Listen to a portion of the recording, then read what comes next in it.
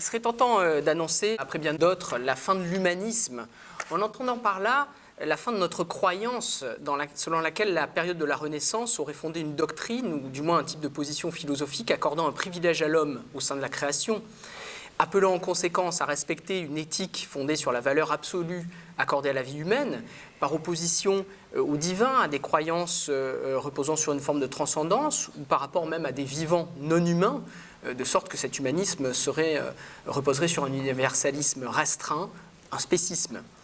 Une position, enfin, qui accorde une mission bien particulière à l'intellectuel dans la cité, celle de cultiver par l'étude cette vertu d'humanitas que Cicéron et les Latins concevaient comme une qualité plutôt que comme une essence. Ça nous a été rappelé au début du colloque. Étranger à la notion historiographique d'humanisme appliquée à leur mouvance depuis Christeler, les hommes de lettres engagés dans le mouvement des Studia Humanitatis vantaient certes l'intérêt des literae humaniores, des lettres plus humaines, mais nombre d'entre eux, en fait, doutaient profondément du lien de causalité entre le niveau de culture des individus et leur excellence morale. Et ils s'avèrent souvent tentés de renverser ce présupposé eudémonique dans des textes souvent cantonnés à un statut mineur ou placés dans l'ombre de Montaigne, peut-être, dont les essais nous font croire un peu abusivement, par leur date tardive, à une crise de l'idéal humaniste à la fin de la Renaissance.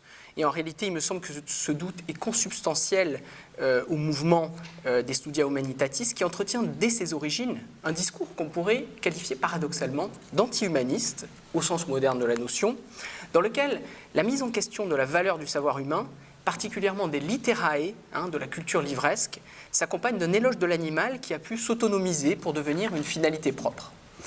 On connaît trop bien peut-être l'apologie de Raymond Sebon, et je ne la mentionnerai même pas, faute de temps. J'évoquerai des textes antérieurs pour montrer en fait la fréquence de ce type de position, en essayant de connecter deux pans de mes recherches, un travail sur les diatribes contre les lettres, et un autre plus actuel sur les éloges paradoxaux et les discours satiriques des animaux contre la thèse de la dignitas hominis, une thèse dont il faut dire qu'elle est centrale peut-être dans l'histoire du mouvement, mais peut-être moins hégémonique que ne le laisse penser la fameuse Horatio de Pic de la Mirandole. Parmi tous les arguments en faveur de la dignitas hominis, rappelons-le, le plus décisif est évidemment celui de l'intellectualité caractérisant l'homme capable de jugement délibératif en bonne doctrine aristotélicienne, et non pas seulement de jugement estimatif comme les animaux. L'homme, raison du cosmos, selon les stoïciens, une prééminence renforcée évidemment par la culture chrétienne, et je ne suis pas tout à fait d'accord avec ce que j'avais entendu hier soir, parce qu'il me semble que c'est une culture foncièrement anthropocentrique, si l'on s'en tient à une lecture impartiale de l'Ancien Testament, de la Genèse en particulier, au dogme de l'incarnation établi par le symbole de Nicée, et à la théologie dominante depuis Augustin sur des notions telles que la providence et l'immortalité de l'âme.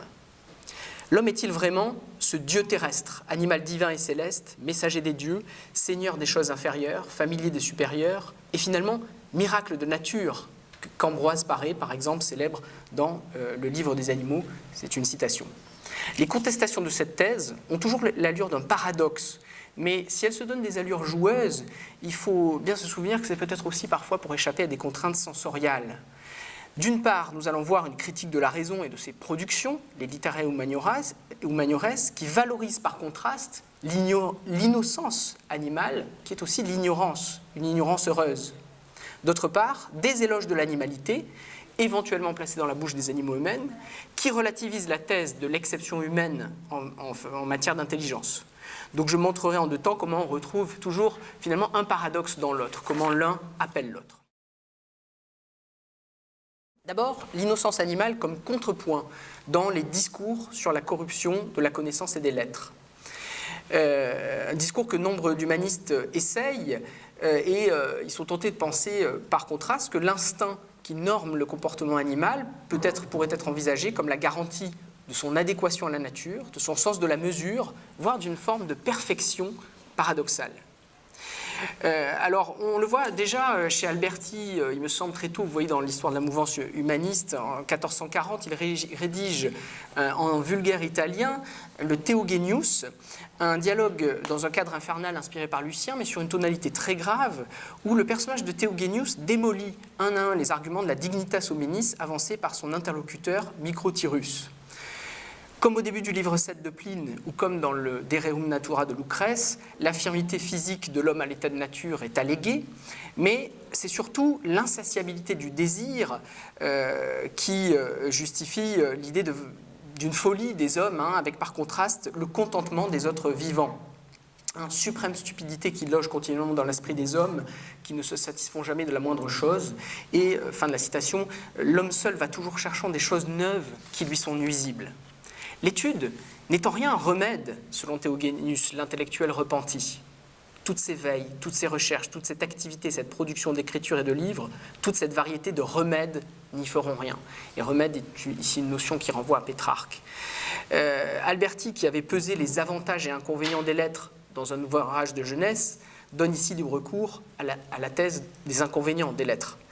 Pire, chez le plus odieux de tous les animaux, comme le définit Alberti, dont l'œuvre, il faut le dire, est vraiment, déserte vraiment les dogmes chrétiens, la curiosité intempérante qui nous pousse à connaître les secrets de l'univers constitue la manifestation ultime de ce mal qui accompagne l'être humain, animal impatient et insatisfait de son état et de sa condition. C'est la seconde citation, l'inanité de ceux qui cherchent les secrets de la nature et de Dieu. Et finalement, l'impuissance de la connaissance, qui est un thème qui traverse l'œuvre d'Alberti et constitue la plus grande des misères humaines. Alors, loin de cette œuvre exceptionnelle, d'autres discussions problématisent ce lien entre limite de la connaissance et malheur humain. Ainsi, dans un important texte qui introduit la controverse en Espagne, le Diálogo de la dignidad del hombre de l'humaniste salamanquais Fernán Pérez de Oliva, qui prend la forme d'un dialogue cicéronien entre différentes positions. Et la première, c'est celle du personnage d'Aurelio, qui ébranle la thèse de la dignitas hominis, décrivant les misères du corps, dans des termes matérialistes assez audacieux, avant de mettre en doute la possibilité de la connaissance humaine. L'entendement est trompé par 1000 défauts des sens, de sorte qu'il n'existe que des opinions diverses et pas de certitude. Ce thème sceptique de la faiblesse de l'entendement est contrasté avec l'idée selon laquelle les animaux, paradoxalement, sont pourvus d'un savoir adéquat, leur instinct les guidant infailliblement vers ce qu'ils nécessitent. L'homme seul doit chercher des enseignements pour vivre, avec son entendement tellement faillible et tellement incertain comme nous l'avons montré. Alors, dans un second temps, le personnage d'Antonio réhabilite la thèse de l'excellence de l'homme, notamment de son entendement capable de connaissance, ainsi que le grand milagro de las letras, le grand miracle des lettres qui dissipe les ténèbres autour de nous. Mais l'issue de la dispute reste pendante, puisque le personnage du juge Dinarco, le troisième personnage, ne veut pas choisir dans un sens ou dans l'autre. Le même doute est exprimé dans l'un des premiers grands textes philosophiques de langue française, les dialogues contre les nouveaux académiciens de Guy de Bruès, qui met en scène les échanges peut-être authentiques, peut-être fictifs des membres de la Pléiade sur la question de savoir s'il est vrai que tout ne consiste qu'en opinion, comme le disent les sceptiques. À plusieurs reprises dans les trois dialogues, les poètes Baïf et Aubert, partisans des sceptiques contre Nico et Ronsard, vantent la condition des animaux qui ne connaissent ni le bien ni le mal, ni le tien ni le mien, c'est-à-dire la propriété, jouissant de la nature, car, je cite, ils sont exempts de cette fantastique opinion que nous avons conçue des choses honnêtes et déshonnêtes, du vice et de la vertu, au moyen de quoi nous sommes assujettis à une infinité de lois qui nous font vivre misérables. Le personnage de Nico se scandalise. N'y a-t-il pas une différence entre l'homme et l'animal ? Question de forme, répond Aubert, sous-entendant qu'il n'y en a pas en nature, que l'homme est un animal dévoyé, qui a oublié son animalité pour son plus grand malheur. Le lien entre la critique de la connaissance et l'éloge de l'animalité s'affirme enfin à la même époque dans le vaste corpus des textes sériocomiques liés à l'imitation de Lucien, du Spudugoleion, qu'ils prennent la forme d'éloges paradoxaux, de dialogues, de satire ménippée. La folie d'Érasme, en particulier, entre l'éloge des vieux radoteurs et celui des petits gorés jouisseurs qui sacrifient à son empire, en glisse un franc de l'animal. Tenez, je cite, « Ne voyez-vous pas que dans la totalité du règne animal, les espèces les plus heureuses sont celles qui ignorent absolument toute science et ne reconnaissent d'autre maître que la nature ?» Et la folie oppose l'exemple de la mouche et des oiseaux qui vivent libres à celle du cheval qui vit sous la servitude de l'homme. Et folie distingue aussi entre les hommes. Il y a les moins malheureux que leur brutorum ingenium et leur stupiditas rapprochent de l'inconscience des animaux, l'incipientia, et il y a les maudits, ceux qui s'adonnent à l'impia curiositas et qui, je cite, à l'exemple des géants, font la guerre à la nature munie des armes de la science. Et Erasme mentionne aussi, enfin à travers Folie, il mentionne 2 textes qui vont beaucoup inspirer les auteurs dont je vais parler dans un second temps. Le coq de Lucien, où un animal, en fait un volatile loquace, qui a été Pythagore dans une vie antérieure, édifie son propriétaire, le pauvre savetier Micillus, sur les misères de la vie humaine. Et l'autre texte, c'est le Grylos de Plutarque, qui imagine Ulysse revenant sur l'île de Circé, mais échouant à convaincre un ancien compagnon métamorphosé en porc de reprendre forme humaine, car, répond le porc, l'expérience des 2 conditions lui a fait voir à quel point l'animal était de loin la meilleure. Alors, je pourrais mentionner d'autres textes relevant du corpus des diatribes, des discours contre les lettres. Je noterai juste que Corneille Agrippa, dans sa déclamatio de Incertitudine et Vanitatis Scientiarum, quintessence paradoxale d'un discours humaniste anti-humaniste, puisque c'est un vaste examen critique de tous les savoirs qui vise à les démolir, à montrer la vanité et l'incertitude de tous les savoirs, est précédé dans les éditions latines d'une dédicace qui n'a pas été traduite par les éditions françaises, où Agrippa assume l'identification avec le chien, symbole du cynisme, mais annonce aussi énigmatiquement qu'il se métamorphosera à l'issue de son discours en crocodile ou en dragon, voire à l'issue de diverses métamorphoses en âne. Et ça annonce un texte capital qui est placé à la toute fin comme un supplément, un éloge de l'âne, l'âne symbole de l'ignorance heureuse, de la sainte ignorance, très ambiguë en fait, par rapport en réalité aux croyances chrétiennes. Mais je vais passer et glisser à la deuxième partie de mon propos sur lequel je devrais être très rapide, comment la brutalité humaine intervient comme contrepoint dans les discours sur l'intelligence animale. Un discours multiforme en réalité, des argumentations animalistes qui sont beaucoup plus courantes qu'on l'imagine à la Renaissance et qui passent dans des textes très divers, éloges paradoxaux, dialogues, parfois textes plus philosophiques. Alors on pourrait longuement parler des éloges de l'âne, par exemple, ou des éloges des animaux, mais je vais tout de suite sauter à un texte qui m'a beaucoup passionné, un texte de l'exemple de l'humaniste Hernán López de Yangas, qui publie en 1521, la même année, une traduction partielle de l'éloge de la folie en espagnol, Triunfos de locura, et un dialogue versifié, dialogue avec le moustique, Colloquio del mosquito. Alors c'est inspiré par les éloges de la mouche de Lucien et l'éloge du moustique par le pseudo-Virgile. Et en fait, dans ce texte, Yangas se met en scène lui-même, partisan de la dignitas hominis, mais piqué, aussi bien moralement que physiquement, par un insecte intempestif. Alors au début, il se vante, je lis tout de suite ma traduction. « Je contemplais l'excellence que Dieu a accordée à l'homme, et jouissant de ce savoir et cette excellence, de cette doctrine singulière, d'une prééminence excessive, je commençais à me vanter de ce que Dieu m'a créé homme et non bête brute. » Et Yangas, en fait, de dénoncer par là la vanagloria, la superbe, la présomption causée par cette idée de la dignitas hominis. Or, un vulgaire moustique, en le piquant, le ramène à sa condition souffrante. L'humaniste s'énerve. « Car tu es un moustique, enfin, qu'on le dise en vulgaire ou en bon latin. Eres un mosquito, en fin, en romance ou en latin. » Et l'insecte va réfuter un à un les arguments allégués en faveur de la dignitas hominis. Dieu, notamment, a-t-il donné à l'homme concierto y razón, l'entendement et la raison? Mais si c'était le cas, répond le moustique, pourquoi tant de guerres avec leur cortège d'atrocités? Plus provoquant, l'humaniste argue de l'immortalité de l'âme humaine, mais le moustique vante, lui, son insouciance devant la mort. Ton âme finira en enfer, dit-il, et moi, nulle chose ne me lie et ne m'empêche de vivre selon mon bon plaisir. Et pour finir, si l'humaniste était tenté de se flatter de son statut de lettré, le moustique le désabuse. Tout ce savoir cause d'ordinaire, c'est ma deuxième citation, 1000 manières de soucis, et celui qui n'a jamais étudié vit exempt de ses peines.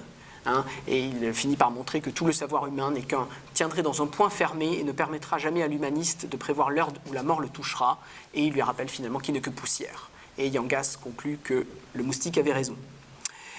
Alors sans même évoquer, alors je vais évoquer des dialogues en prose maintenant qui sont très nombreux en fait, je ne vais pas évoquer l'Asinus de Machiavel, ni le Cymbalum Mundi français, ni le Crotalone espagnol, je vais m'arrêter plutôt sur le chef-d'œuvre du genre, je pense la Circé de l'italien Gelli, un dialogue où en fait il amplifie le Grylos de Plutarque et il imagine en fait Ulysse confronté à 11 animaux essayant de les convaincre de la supériorité de l'humanité pour qu'ils se remétamorphosent en hommes. Mais les 10 premiers animaux vont refuser et réfuter les arguments de la dignitas hominis. Seul le dernier, l'éléphant, va accepter l'idée que les hommes possèdent une intelligence supérieure, une vocation contemplative de nature religieuse et il va accepter d'être remétamorphosé en homme.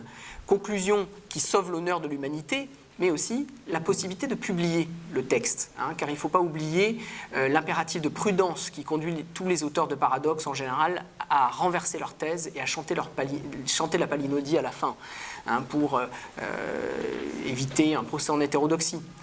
Alors c'est un texte qui a un effet à mon avis profondément suspensif, le lecteur ne sachant plus à la fin si l'idée que l'homme seul possède l'intellect en tant que puissance spirituelle et divine est valide, crédible philosophiquement, alors que les 9 premiers dialogues plutôt ont démontré le contraire. Donc on oppose, chacun des animaux finalement montre l'absence d'humanitas des êtres humains, à quel point les êtres humains sont éloignés de l'idée d'humanité à laquelle ils prétendent. Et chacun va opposer les exemples de sa vertu à ceux aux vices humains. Le cheval oppose l'exemple de sa tempérance à l'insatiabilité des désirs humains. Le bouc oppose sa liberté à l'obéissance absurde aux lois chez les hommes. Le lièvre oppose l'égalité naturelle des animaux. Dans la nature, il n'y a ni sujet ni maître, ni gouvernant ni gouverné, à la folie des humains qui se soumettent les uns aux autres. Et le plus surprenant est peut-être le discours féministe de la biche, qui satirise violemment la condition inférieure réservée aux femelles humaines, sans équivalent dans leur règne animal. La dignité de l'homme, c'est aussi la misère de la femme. Et la critique des literae humaniores se retrouve au fond du texte. N'ayant pas de connaissances, je me sens parfaitement heureux, assure le lièvre, par exemple. Le dialogue avec le serpent est l'occasion de discuter de la médecine, par exemple, puisque le serpent avait été un médecin et explique qu'en fait qu'il était un charlatan pratiquant un faux savoir, alors que les animaux pratiquent l'automédication de manière très efficace.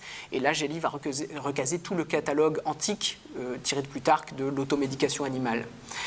De même, le chien défend l'idée de l'intelligence animale, de la prudence des animaux, avec tout le catalogue, là aussi, des exemples tirés des anciens.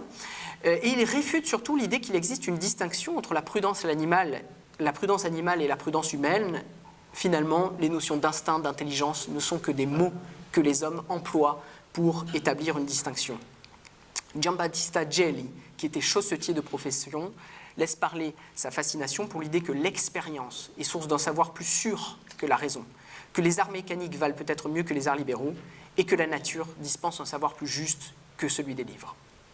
Voilà, alors je manque de temps, je crois, mais je vais juste évoquer à la fin des textes finalement des plaidoyers animalistes, si l'on veut, plus sérieux, qui interrogent non moins les limites de la connaissance humaine. On pourrait parler alors avant Montaigne, ou en parallèle à lui, la date n'est pas claire, mais la 10e lettre d'Étienne Pasquier, paradoxe en faveur des bêtes brutes, qui va développer tous les arguments en faveur de l'animal, en commençant par une violente critique de la raison humaine, tout à fait montaignienne, c'est la citation que vous pourrez voir, la raison qui ne produit que des opinions, alors que les animaux ont un savoir instinctif beaucoup plus sûr. La raison cérébrine qui ne vaut que des mécontentements aux hommes. Un peu avant, en Italie, en 1545, un humaniste, Girolamo Rorario, avait plaidé la thèse « Quod bruta animalia ratione saepe utantur » que les animaux font souvent preuve de raison, titre repris à Plutarque, dans un vaste catalogue de miscellanés où il reprend tous les exemples antiques de la Solertia Animalis, mais il y mêle ses propres exemples d'observation sur les animaux. C'est très intéressant. Et dans ce texte aussi, on va retrouver une critique de la raison humaine, des connaissances humaines. Finalement, les hommes croient que les animaux ne sont pas intelligents et n'ont pas de langage parce qu'ils ne les comprennent pas. Ils renversent constamment la charge de la preuve. Et alors, c'est un texte présenté sous forme de dialogue et l'interlocuteur de Rorario, le cardinal Claes, lui demande si on pourrait aller jusqu'à accorder la connaissance du divin aux animaux. Et Rorario répond ironiquement qu'on ne peut pas accorder aux animaux ce que même les hommes ne peuvent pas, la connaissance qu'ils ne peuvent pas atteindre. Il y a un scepticisme profond de ce texte, une satire des comportements aussi, de l'irrationalité, de la violence dans l'histoire. Et vous voyez la question qu'il pose, interrogeant le sens des mots. C'est Rorario qui parle. Malgré cela, nous nommerions encore hommes, suivant un mot dérivant d'humanité, ceux qui s'avèrent plus sanguinaires que les bêtes. Là aussi, il y a un hiatus entre l'humanitas et la réalité humaine.